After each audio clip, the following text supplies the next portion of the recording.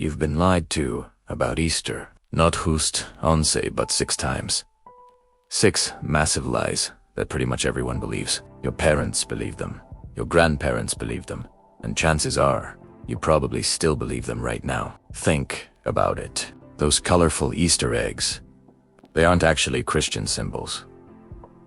And the Easter Bunny? It has absolutely nothing to do with the resurrection story. Even that innocent little egg hunt you do in the backyard has roots that are way older than America itself. These aren't just harmless traditions. They're re-stories and practices that have been woven into one of Christianity's most sacred holidays for centuries, and nobody really questions them anymore. Until now. By the end of this video, everything you thought you knew about Easter is going to change. Let's expose the lies. Lie number 1. Easter eggs are Christian, symbols. Lie number 1. Easter eggs are Christian symbols representing the resurrection of Jesus.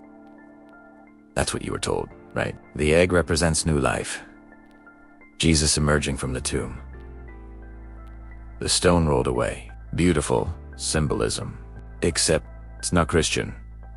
Not even close. Easter eggs come from ancient pagan spring fertility festivals. Long before Christianity existed, civilizations across Europe and Asia celebrated the spring equinox, moment when daylight overtakes darkness and the earth comes back to life after winter. And what symbolized fertility and new life better than an egg? Ancient Persians painted eggs for Nowruz, their New Year celebration. 2,500 years ago, Egyptians and Greeks left eggs at temples as offerings to fertility goddesses. Germanic tribes decorated eggs to honor Easter, the goddess of spring and fertility during the spring equinox. That's where the word Easter actually comes from. Not from the resurrection, from a pagan goddess named Yas. So when Christianity spread across Europe, missionaries encountered these spring egg traditions, and instead of fighting them, they did something clever. They co-opted them. They said, "Okay, you like eggs? Fine. But now the egg represents Jesus emerging from the tomb." New meaning, same tradition. It worked. The pagan spring festival became Easter. The fertility eggs became resurrection symbols. But the origins, still pagan. And speaking of things that aren't actually Christian, the Easter Bunny. That one's even stranger.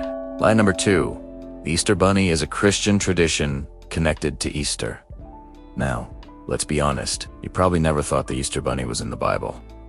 But a lot of people assume he's at least connected to Christian Easter celebrations. Maybe a symbol added by the church, something wholesome and religious? Nope. The Easter Bunny comes from German folklore. In the 1600s, German Protestants had a tradition involving a hair knot. A bunny, ahead of that, would judge whether children had been good or bad during Lent. If you'd been good, the hare would leave colored eggs for you on Easter morning. If you'd been bad, no eggs. Essentially, it was like Santa Claus, but for Easter, and it had nothing to do with Jesus or the resurrection. It was just a folkloric creature that rewarded kids. When German immigrants came to America in the 1700s, they brought this tradition with them, and American kids loved it. By the 1800s, the Easter hare had evolved into the Easter Bunny, cuter, friendlier, more marketable. Chocolate companies figured out they could sell bunny-shaped candy. Greeting card companies started putting bunnies on Easter cards, and slowly, the Easter Bunny became as central to Easter as, well, eggs. But here's the thing. If you went to church on Easter Sunday in 1850 and asked the pastor about the Easter Bunny, he would have looked at you like you were crazy. Because it wasn't a church tradition. It was a commercial one. By the 1900s, department stores had Easter Bunny visits just like Santa. Candy companies sold millions of chocolate bunnies. And the Easter Bunny became inseparable from the holiday. But none of it has anything to do with Christianity. It's German folklore, filtered through American commercialism, slapped onto a Christian holiday. And if you think that's odd, wait until you hear how old Easter egg hunts actually are. Easter egg hunts are a cute modern tradition, probably invented in the 1950s by suburban American families. That's what it feels like. Right. Very wholesome. Very mid-century. Betty backyard. Except Easter egg hunts are medieval. In medieval Europe, Communities held egg rolling competitions and egg hunts during spring festivals. Children would search fields and forests for hidden eggs left by adults. Why? Because eggs were forbidden during Lent, the 40 days leading up to Easter, when Christians fasted and gave up rich foods like eggs, butter, and meat. So when Easter Sunday arrived, families had a huge surplus of eggs. What do you do with dozens of extra eggs? You hard-boil them. You decorate them. And you let the kids hunt for them as a celebration. It was a practical solution that became a tradition. By the 1700s, egg hunts were common across Europe. And when European immigrants came to America, they brought the tradition with them. But here's where it gets interesting. Line number 4. Easter egg colors are just for fun. Easter egg colors are just decorative. They're bright and cheerful because kids like them. That's partially true. But the tradition of dyeing eggs specific colors actually has deep religious and symbolic meaning. In early Christianity, eggs were dyed red to represent the blood of Christ. Red eggs were given as gifts on Easter to commemorate the crucifixion and resurrection. In fact, in Eastern Orthodox churches, red eggs are still the traditional Easter symbol, not pastels, not bright colors. Red. The story goes that Mary Magdalene was holding an egg when she told the Roman Emperor Tiberius about Jesus' resurrection. He didn't believe her and said, "A man rising from the dead is as likely as that egg turning red." And legend says the egg in her hand turned red. Whether that's true or not, red eggs became a powerful Christian symbol. But over time, other colors were added. In medieval Europe, green represented new life, and spring, yellow symbolized the light of Christ. Purple was for royalty and the passion of Christ. White meant purity. These were unrandom. They were intentional. Eggs were dyed during Holy Week as part of Easter preparation, and each color had meaning. Then, in the early 1900s, American companies started selling egg dye kits, and they made the colors bright and pastel because, well, it sold better. Kids liked pink and baby blue more than deep liturgical red. So the religious symbolism faded, and now, most people dye eggs because it's fun, not because the colors mean anything. But here's a tradition that has nothing to do with eggs or bunnies, and most people have no idea it was banned in many places. Line number 5. Hot cross buns are just tasty bread. Line number 5. Hot cross buns are just a seasonal bakery treat. Sweet bread with a cross on top.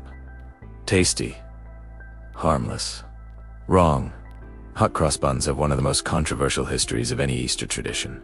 And at one point, they were illegal. Hot cross buns date back to medieval England. Monks would bake sweet spiced buns and mark them with a cross to signify they were meant for Good Friday, the day Jesus was crucified. The cross wasn't decorative, it was sacred. These buns were considered holy. Some people believed they had protective powers. Families would hang a hot cross bun in their kitchen for the entire year, believing it would protect the house from fire and evil. Others saved them and used crumbs as medicine. But then England had a religious crisis. In the 1500s, during the Protestant Reformation, Queen Elizabeth I decided too many Catholic traditions were still being practiced, and hot cross buns, too Catholic. So in 1592, she banned them. It became illegal to bake hot cross buns except on Good Friday, Christmas, and funerals. If a baker sold them any other day, they'd be fined or have the buns confiscated and given to the poor. The law stayed on the books for decades. Today, you can buy hot cross buns at any grocery store during Easter season. Nobody thinks twice about it. But for over 100 years, these harmless buns were illegal in England because they were considered too religious or not religious enough, depending on who you asked. And speaking of things that seem simple but aren't, let's talk about why Easter never falls on the same date. Line number 6. Easter's just in April sometime. Line number 6. Easter is just a springtime holiday that falls in April. Most people think of Easter as sometime in April, and yeah, it usually is. But not always. Easter can fall anywhere between March 22nd and April 25th. That's a 35-day range. Why? Because Easter isn't based on the regular calendar. It's based on the moon. Here's how it works. Easter falls on the first Sunday after the first full moon after the spring equinox. Let me say that again. The first Sunday after the first full moon after the spring equinox. The spring equinox happens around March 20th. Every year, that's when day and night are equal length. After that, you wait for the next full moon. Then, the first Sunday after that full moon is Easter. Or why is it so complicated?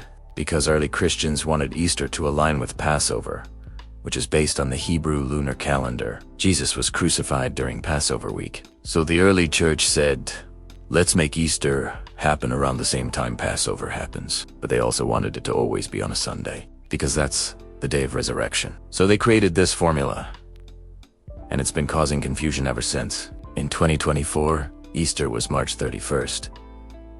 In 2025, it's April 20th. In 2026, it's April 5th. In 2027, it's March to 8. All over the place. And every year, people are surprised. Wait, Easter is this early. Easter's not until the end of April.